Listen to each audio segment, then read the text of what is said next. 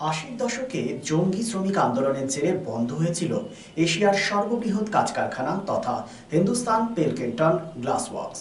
রাজনীতির পালাবদলে 2011 সালে বামফ্রন্টকে সরিয়ে ক্ষমতায় আসে তৃণমূল কংগ্রেস। তৃণমূল মন্ত্রিসভার গুরুত্বপূর্ণ সদস্য ছিলেন আসানসোল উত্তরের বিধায়ক মলয় ঘটক। না, খোলেনি বন্ধ কারখানার ছাপ। 2026-এ আরও একবার ক্ষমতার পালাবদলে রাজ্যে এখন বিজেপি সরকার। আশায় বুক বেঁধেছে শহরবাসী। বন্ধ কারখানার জমিতে কি গড়ে উঠবে বড় কোনো কারখানা? এই প্রশ্নই ঘুরপাক খাচ্ছে শিল্পাঞ্চলে। দাঁড়িয়ে রয়েছি আসানসোলের বহু চর্চিত একদা এশিয়ার বৃহত্তম কাঁচ নির্মাণ কারখানা হিন্দুস্তান পিলকিংটন কারখানার সাবেক হিন্দুস্তান পিলকিংটন কারখানা, যেটা আসানসোল শিল্পাঞ্চলে গ্লাস ফ্যাক্টরি হিসাবে খ্যাত রয়েছে। বামের দশকে, একটু আমরা অতীতে চলে যাই, বামের দশকে তৎকালীন জঙ্গি শ্রমিক আন্দোলনের জেরে যার নেতৃত্ব দিয়েছিলেন শ্রমিক নেতা হারাধন রায়, তার নেতৃত্বে এখানে জঙ্গি আন্দোলন হয়েছিল। পরবর্তী পর্যায়ে কর্তৃপক্ষ এই গ্লাস ফ্যাক্টরিকে বন্ধ করে দেয়। এর পরবর্তী পর্যায়ে অনেকবার হাত বদল হয়েছে। আশা ছিল শহরবাসীর এখানে নতুন কারখানা হবে, কিন্তু বিগত 15 বছরে যে তৃণমূল সরকার ছিল, এখানকার মন্ত্রী ছিলেন দাপুটের মন্ত্রী মলয় ঘটক, তিনি আইন ও শ্রমমন্ত্রী ছিলেন। তিনি কোনো প্রকার আইনের জটিলতা কাটিয়ে কিন্তু এই কারখানাকে খুলতে পারেননি। স্বাভাবিকভাবে আসানসোল 19 নম্বর জাতীয় সড়ক থেকে ঢোকার মুখেই অত্যন্ত দামি জায়গাতে এই কাঁচ কারখানা রয়েছে, কয়েক একর জমির ওপরে দীর্ঘদিন ধরে বন্ধ রয়েছে। এখন রাজ্যের পালাবদল হয়েছে, পালাবদলের সাথে সাথে মানুষের একটা আশা আকাঙ্ক্ষা দেখা দিয়েছে। একদা জার্মানির রুরো অঞ্চলের সাথে তুলনা করা হতো আমাদের আসানসোল দুর্গাপুর শিল্পাঞ্চলকে, এবং বহু কলকারখানা হতো, চিমনির ধোঁয়া বেরোতে, কলকারখানার আওয়াজ উঠতো। কিন্তু এখন কার্যত শিল্পাঞ্চল খরা চলছে, মরুভূমির মতো রয়েছে, শিল্পের মরুভূমি। ঠিক এই জায়গায় দাঁড়িয়ে নতুন সরকারের কাছে আশা প্রকাশ করছে শহরবাসী যে নতুন করে শিল্পায়ন হবে। আমরা গ্লাস ফ্যাক্টরির সামনে দাঁড়িয়ে রয়েছি। বর্তমানে আপনাদের দেখাচ্ছি, এটা হচ্ছে এখন পরশধাম গোশালার অন্তর্গত রয়েছে। অর্থাৎ এর ভেতরে বিভিন্ন জায়গা থেকে যে গরুগুলো মানুষ বিক্রি করে, যেগুলো রাস্তায় পড়ে থাকে, সেই সমস্ত গরুগুলোকে আনা হয় এবং তাদেরকে সেবা শুশ্রূষা করা হয়, তারপরে তাদের মৃত্যু হয়। না, এটা কোনো ব্যবসা নয়, এটা সামাজিক একটা সংস্কার, যে গোহত্যা বন্ধ করার জন্য সে উদ্যোগ গ্রহণ করেছেন। কিন্তু প্রশ্ন হচ্ছে যে একদা যেখানে কাঁচ কারখানা হাজার হাজার শ্রমিক কাজ করত, এই শিল্পাঞ্চলের বুকে একটা উন্মাদনা ছিল শিল্পের, সেই জায়গায় দাঁড়িয়ে কোন রক্ষা কবচে বা কোন আইনি জটিলতায় দিনের পর দিন এত সুন্দর একটা কাঁচ কারখানার যে জমি সেটা পড়ে রয়েছে, কোনো শিল্পপতি এগিয়ে আসছে না। তাহলে কি বিগত তৃণমূল সরকার কোনো উদ্যোগ গ্রহণ করেনি?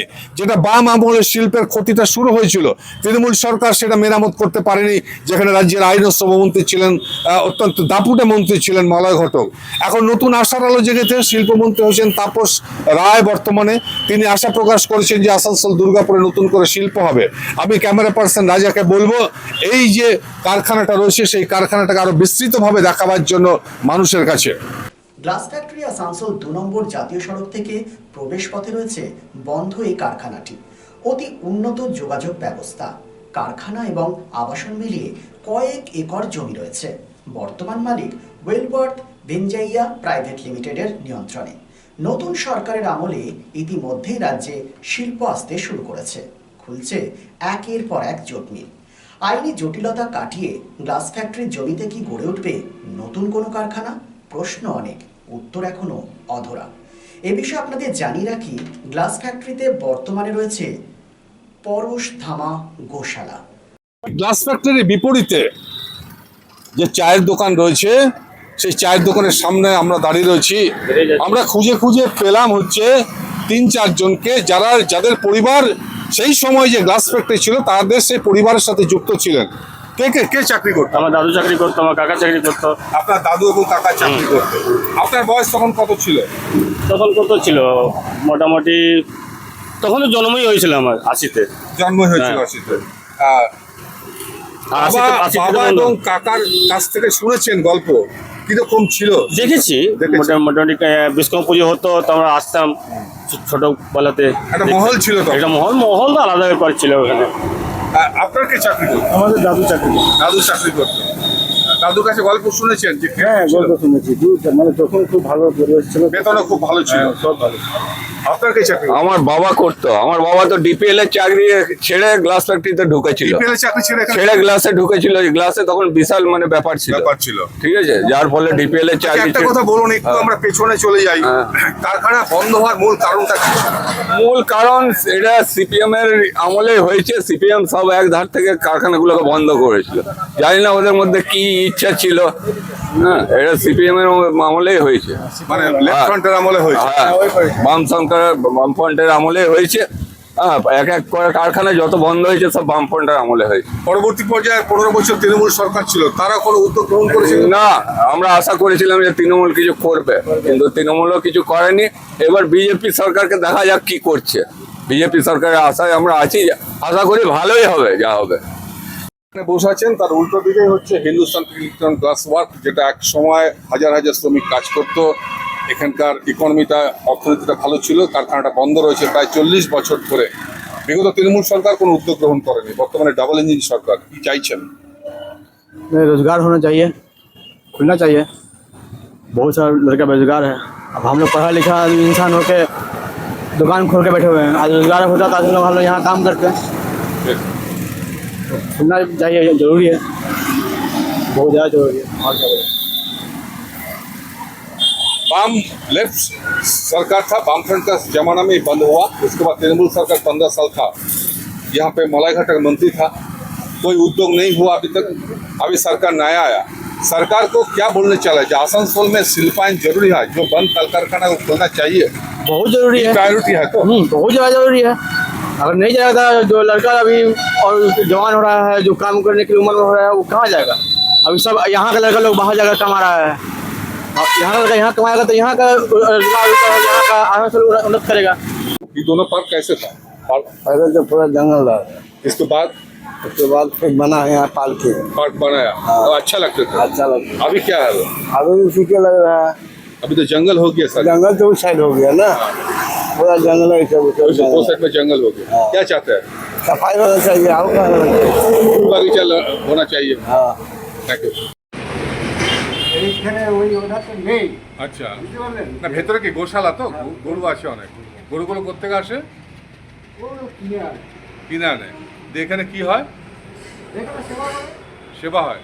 তারপর ওই যে হাটে ফাটে ধরুন ওই মুসলিম লোক ব্যাপারী করে বিক্রি করে, তো হ্যাঁ, চালান হয়ে যায়, বাইরে যায়, যার জন্য আর কি এখান থেকে আবার বড় করে বিক্রি হয়ে যায়। না, তাহলে ওখানে ঢুকলো আর বেরোবে না। তাহলে গরুগুলো কি হয় লাস্ট পর্যন্ত? লাস্ট পর্যন্ত এইখানেই মৃত্যু। এখানেই মৃত্যু। ইয়ং জেনারেশন একজন রাজ্যে কর্মসংস্থান শিল্পায়ন হোক, তাহলে ইয়ং জেনারেশন চাকরি পাবে। হিন্দুস্তান পিলকিংটন গ্লাস ফ্যাক্টরি অতি সুনামের কারখানা ছিল, দীর্ঘদিন ধরে বন্ধ রয়েছে। কি চাইছো? আমি চাইছিলাম যে এটা প্রায় আজ 40 বছর হয়ে গেল কারখানাটা বন্ধ। তো আমরা যারা বেকার যুবক আছি, তারা যাতে ঠিকমতো কর্মসংস্থান পায়, সেই মানে এটাই আবেদন জানাবো সরকারকে। আমাদের এই বলতে গেলে ডবল ইঞ্জিন সরকার। তো মানুষ আশায় আছে যে কিছু ভালো হবে, কিছু ভালো পরিবর্তন আসবে আমাদের এই পশ্চিমবঙ্গে। কারণ বেকার জীবন সব থেকে কষ্টকর বলতে গেলে, কারণ বেকারত্ব বেড়ে গেছে। সবই শিল্পায়ন দরকার, উন্নতি দরকার আরো।